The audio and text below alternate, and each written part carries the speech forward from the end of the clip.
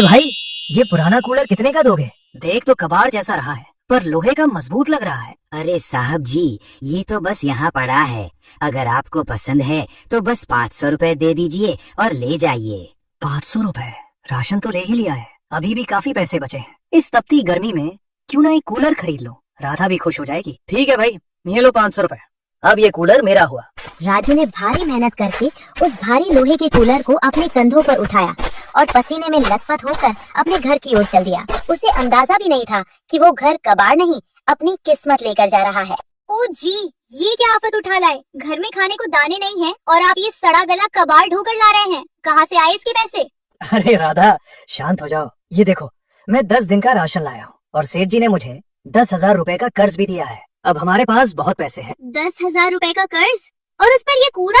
पागल हो गए हैं क्या आप? इतना पैसा इस जंग लगे लोहे के डिब्बे पर बर्बाद कर दिया। राधा, ये कबाड़ उनके लिए है जिनके पास पहले से 4 कूलर हो। हमारे लिए तो यही नया है। देख लेना, ये कूलर हमारे घर की सारी गर्मी सोख लेगा। राजू खुश था, पर राधा के मन में अब भी डर और गुस्सा था। क्या ये कूलर वाकई उन्हें ठंडक देगा या फिर ये कबाड़ राजू की जिंदगी में कोई नया तूफान लेकर आएगा? अगले दिन राधा की कड़वी बातों और घर की कलह से तंग आकर राजू जंगल की ओर निकल गया। वो एक पुराने बरगद के पेड़ के नीचे बैठकर अपनी किस्मत पर रो रहा था। उसे समझ नहीं आ रहा था कि सेठ का कर्ज कैसे चुकाएगा और राधा का दिल कैसे जीतेगा। क्यों रो रहे हो बेटा? इस सुनसान जंगल में इतनी रात को अकेले क्यों बैठे हो? क्या दुख है तुम्हें? आप कौन है बाबा, और आपको कैसे पता कि मैं दुखी हूँ? शांत हो जाओ बेटा, मैं तुम्हारी तकलीफ देख पा रहा हूँ। तुमने हाल ही में सेठ धनराज से कर्ज लिया है ना?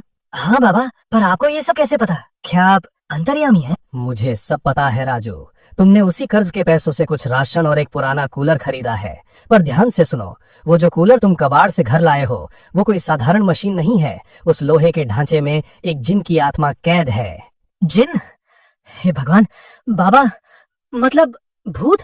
मैं तो उसे घर ले आया हूँ, अब मेरी राधा का क्या होगा? डरो मत, वो एक नेक रूह है, पर असली खतरा वो कूलर नहीं, वो सेठ है। उसने धोखे से कोरे कागज पर तुम्हारा अंगूठा इसलिए लगवाया है ताकि 1 महीने बाद वो तुम्हारा घर हड़प सके। वो एक लालची इंसान है। क्या?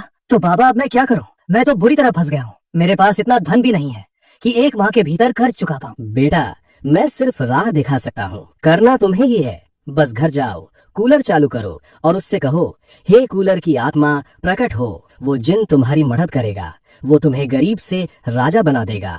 सच में बाबा, वो मेरी सारी इच्छा पूरी करेगा? हाँ, परंतु उसकी एक शर्त होगी जो तुम्हें पूरी करनी होगी। जाओ राजू, अपना भाग्य आजमाओ। राजू ने बाबा के पैर छुए और उनका आशीर्वाद लेकर अपने घर की तरफ ऐसे दौड़ा जैसे उसके पीछे पागल हाथी पड़ा हो। उसे अब डर नहीं, बल्कि एक नई उम्मीद दिखाई दे रही थी। राजू हांफते हुए अपने घर पहुंचा। घर में सन्नाटा था, पर उसका दिल जोर जोर से धड़क रहा था।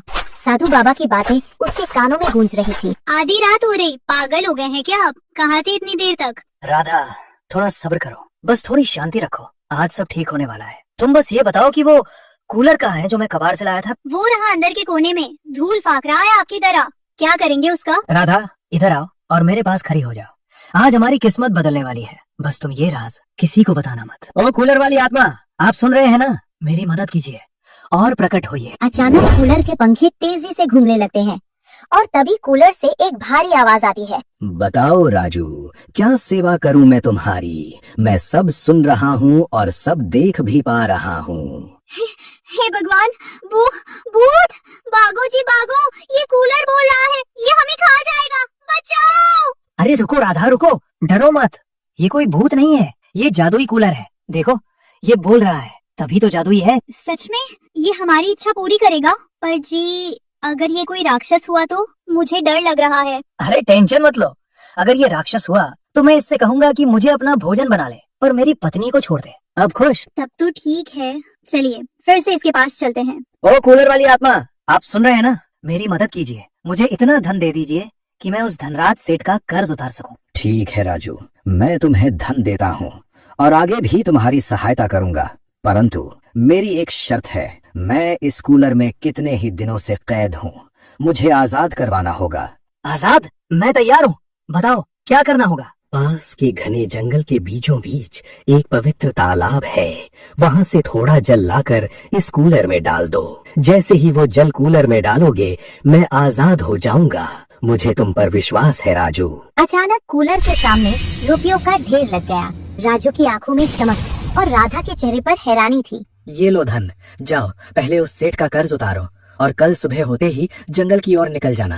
राजू के हाथ में अब वो धन था जो उसकी हर मुसीबत को खत्म कर सकता था। बिना देर किए राजू सीधे सेठ धनराज की दुकान पर पहुंचा। कल तक जो राजू राशन के लिए गिड़गिड़ा रहा था, आज उसके कदमों में गजब का आत्मविश्वास था। ये लो सेठ धनराज, तुम्हारे पूरे 10,000 रुपए और ये ऊपर से इसका ब्याज भी। मेरा हिसाब चुकता करो। धन? अरे राजू भाई, इतना सारा धन तुम्हारे पास एक ही रात में कहाँ से आया? कहीं कोई चोरी डकैती तो नहीं की? वो सब छोड़ो सेठ, पहले मुझे मेरा अंगूठा लगाया हुआ वो कोरा कागज वापस दो। और हाँ, 1 महीने का राशन भी। अब से मेरा कोई हिसाब बाकी नहीं रहना चाहिए। अरे गुस्सा क्यों होते हो राजू भाई? ये लो अपना कागज। बोलू, राजू भाई के लिए पूरे महीने का राशन पैक कर, और वो भी सबसे बढ़िया वाला। शुक्रिया सेठ। राजू राशन लेकर खुशी खुशी घर की ओर निकल गया, पर पीछे दुकान में सेठ के दिमाग में शैतानी साजिशें पकने लगी थी। क्यों रे बोलू, कुछ अजीब नहीं लग रहा? पहले वो बाबा आया और अब ये राजू, कल तक जो दाने दाने को मोहताज था, आज पूरे महीने का राशन एडवांस ले गया है। मालिक,